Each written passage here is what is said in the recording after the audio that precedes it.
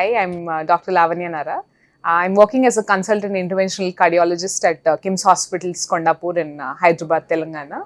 I am an interventional cardiologist and I have a special interest in heart failure.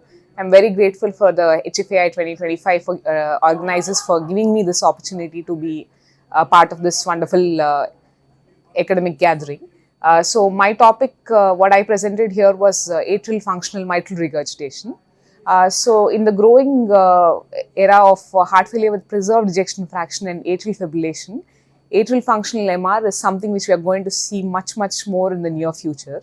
So this is a condition which happens in both HFpEF as well as atrial fibrillation patients. And studies have been found to show that even mild MR in a HFpEF patient is very detrimental in the long run. So what atrial functional MR essentially is these patients have a normal LV function and a normal LV shape to begin with, but these patients have an enlarged left atrium. There's basically abnormal left atrial dynamics secondary to a mitral annular dysfunction and a dilatation, and there is inadequate leaflet growth and tethering which causes this atrial functional MR. The symptoms are similar to that what we normally see in patients with HFpEF or atrial fibrillation, and these patients, they initially need to be managed on GDMT, especially for the HFpEF, which is mostly SGLT2 inhibitors now, and even we can use ARNI and MRAs, especially in female population, and rhythm control strategy is preferred for atrial fibrillation population. So once these patients are not symptom controlled on the medical therapy, we have both percutaneous therapy and surgeries. Surgeries are mainly annular reduction surgeries. If that doesn't work, you always have the option of a mitral valve replacement or a repair.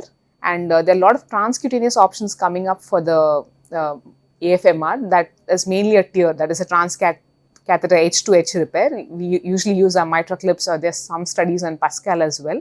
And there's some other techniques like direct and indirect annuloplasty devices in those patients where the anatomy is not favorable to do a TEER.